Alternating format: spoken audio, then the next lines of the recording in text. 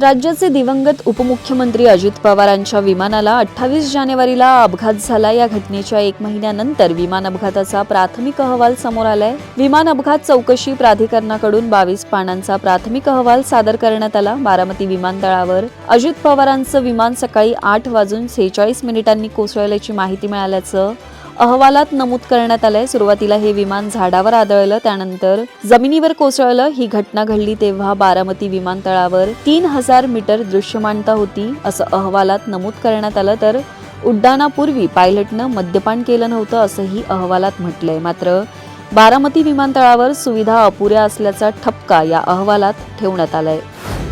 राज्याच्या अर्थसंकल्पीय अधिवेशनाच्या दरम्यान एक मोठी माहिती समोर आली आहे. उपमुख्यमंत्री सुनेत्रा पवार यांच्याकडे असलेल्या 3 पैकी एकाही खात्याची उत्तरं या अधिवेशनात त्या स्वतः देणार नाहीयेत. त्यांच्या खात्यांशी संबंधित प्रश्नांची उत्तरं देण्याची जबाबदारी इतर मंत्र्यांवर सोपवण्यात आल्याची माहिती आहे. क्रीडा आणि अल्पसंख्याक खात्याची उत्तरं देण्याची जबाबदारी मंत्री दत्तात्रय भरणे यांच्यावर देण्यात आली आहे. तर राज्य उत्पादन शुल्क खात्याशी संबंधित प्रश्नाची उत्तरं देण्याची जबाबदारी ही मंत्री हसन मुश्रीफ यांच्यावर सोपवण्यात आली आहे. अजित पवार यांच्या अकाली निधनानंतर सुनेत्रा पवार यांनी उपमुख्यमंत्री पदाची शपथ घेतली. उपमुख्यमंत्री सुनेत्रा पवार यांचं हे पहिलंच अधिवेशन आहे, त्यामुळे सभागृहात त्या काय बोलणार याकडे सगळ्यांचंच लक्ष होतं. मात्र त्यांच्या खात्याची जबाबदारी आता इतर मंत्र्यांकडे देण्यात आल्याने सुनेत्रा पवार सभागृहात बोलण्याची शक्यता कमी आहे.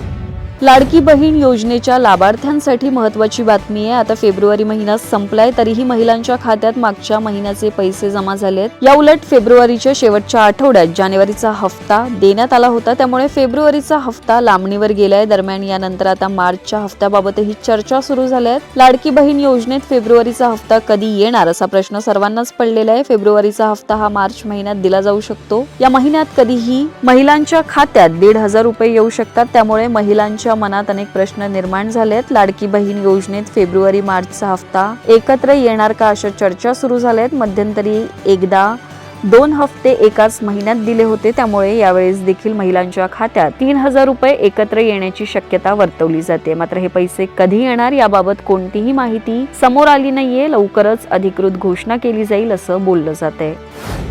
बंजारा समाजाचा अनुसूचित जमाती प्रवर्गात समावेश करण्याच्या मागणीला अखेर अधिकृत स्वरूप मिळालंय. बंजारा समाजाचा अनुसूचित जमातीमध्ये समावेश करण्यासाठी एका समितीची घोषणा करण्यात आली आहे. सरकारच्या आदिवासी विकास विभागाने 6 सदस्यीय उच्चस्तरीय समिती स्थापन केली आहे. या समितीच्या अध्यक्षपदी उच्च न्यायालयाचे निवृत्त न्यायमूर्ती ML तहलियानी यांची नियुक्ती करण्यात आली आहे. बंजारा समाजाला ST प्रवर्गात समावेश करण्यात यावा अशी मागणी अनेक दशकांपासून केली जाते. हैदराबाद गॅझेटियर मधील उल्लेखाच्या आधारे समाजाने ही मागणी अधिक आक्रमकपणे रेटून धरली आहे. मराठा आरक्षणाच्या निर्णयानंतर बंजारा समाजानेही त्याच गॅझेटियरचा संदर्भ देत बंजारा समाजालाही न्याय द्या अशी मागणी केली जाते.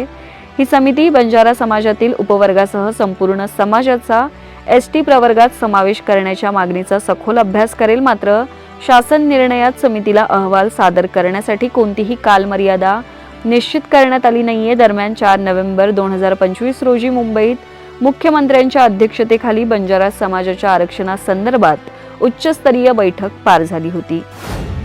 दिवंगत उपमुख्यमंत्री अजित पवार यांच्या विमानाचा 28 जानेवारी 2026 ला अपघात झाला होता. यामध्ये अजित पवार यांच्यासह 5 जणांचा मृत्यू झाला. या अपघातासंदर्भात हवाई उड्डाण मंत्रालयाच्या AAIB तपास यंत्रणेचा 22 पानांचा प्राथमिक अहवाल समोर आलाय. त्यामध्ये कमी दृश्यमानता, VFR नियमांचे संभाव्य उल्लंघन आणि अनकंट्रोल एअरफील्डवरील सुरक्षा त्रुटी याकडे गंभीर बोट ठेवण्यात आलंय.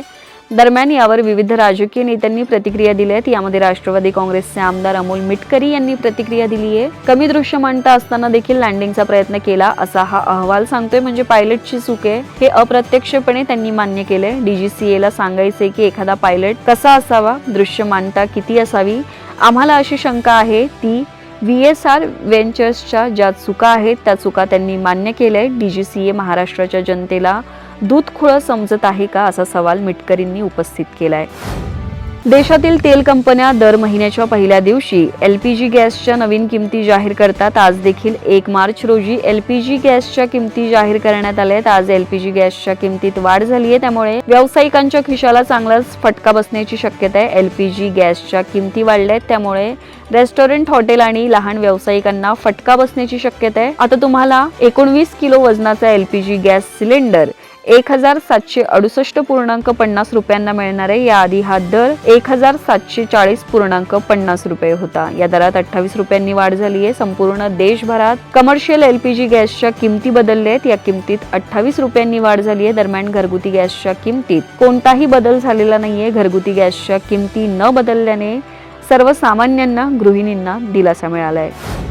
आंध्र प्रदेशातील काकीनाडा जिल्ह्यातील समलकोट मंडल येथील वेतलापलेम येथील एका फटाक्याच्या कारखान्यात भीषण स्फोट झालाय. यामध्ये 20 जणांचा मृत्यू झाल्याची माहिती मिळाली आहे, तर 6 जण गंभीर जखमी झालेत. कारखान्यात 20हून अधिक लोक उपस्थित होते. स्फोटाची माहिती मिळताच अग्निशमन दलाच्या पथकांनी घटनास्थळी धाव घेतली. आग विझवण्याचा प्रयत्न सुरू केला. स्थानिक रहिवाशांनीही मदत केली. जखमींना रुग्णवाहिकेने रुग्णालयात नेण्यात आले. गंभीर भाजलेल्यांपैकी अनेकांची प्रकृती ही गंभीर आहे. स्फोटात मृतदेहांचे तुकडे झाले आणि जवळच्या इमारतींचेही मोठे नुकसान झाल्याची माहिती मिळते.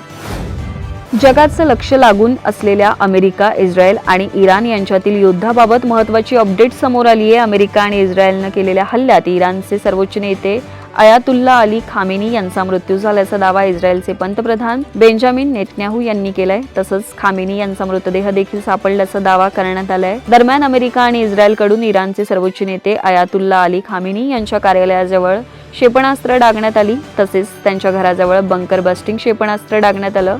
त्यामुळे खामेनी यांचा मृत्यू झाल्याचा दावा इस्रायलचे पंतप्रधान नेतन्याहू यांनी केला. इस्रायलचे पंतप्रधान बेंजामिन नेतन्याहू यांनी केलेल्या घोषणेला अमेरिकेचे राष्ट्राध्यक्ष डोनाल्ड ट्रम्प यांनी दुजोरा दिला. इराणचे सर्वोच्च नेते खामेनी यांचा मृत्यू झाल्याची घोषणा डोनाल्ड ट्रम्प यांनी केली. इतिहासातील अत्यंत वाईट व्यक्तींमधील एक असलेल्या खामेनी यांचा मृत्यू झाल्याचं ट्रम्प यांनी सोशल मीडियावर केलेल्या पोस्टमध्ये म्हटलंय. अमेरिका आणि इस्रायलने संयुक्तपणे इराणवर हवाई हल्ला केल्याने जगभरात खळबळ उडाली आहे. या हल्ल्यास इराण देखील जशास तसं प्रत्युत्तर देत असल्याने संघर्ष आणखी तीव्र झालाय. यामुळे युद्धजन्य परिस्थिती निर्माण झाली आहे. या हल्ल्याचा परिणाम विविध राष्ट्रांवर होणार असल्याचं सांगितलं जात आहे. विमानांची उड्डाणे रद्द करण्यात आल्याने याचा फटका भारतीय नागरिकांना बसलाय. दुबईजवळ असलेल्या अमेरिकन सैन्याच्या तळावर हल्ले झालेत. त्यामुळे दुबईत अनेक भारतीय नागरिक अडकल्याची माहिती समोर आली आहे. बॉलिवूडमधील लोकप्रिय अभिनेत्री देखील दुबईमध्ये अडकली असून तिने सोशल मीडियावरून पोस्ट शेअर करत थेट पंतप्रधान नरेंद्र मोदी यांच्याकडे मदतीची मागणी केली आहे. अभिनेत्री सोनल चौहान दुबईमध्ये शूटिंगसाठी गेली असून ती दुबई विमानतळावर अडकली आहे. तिने ट्विट करत भारत सरकारकडे मदतीची मागणी केली आहे.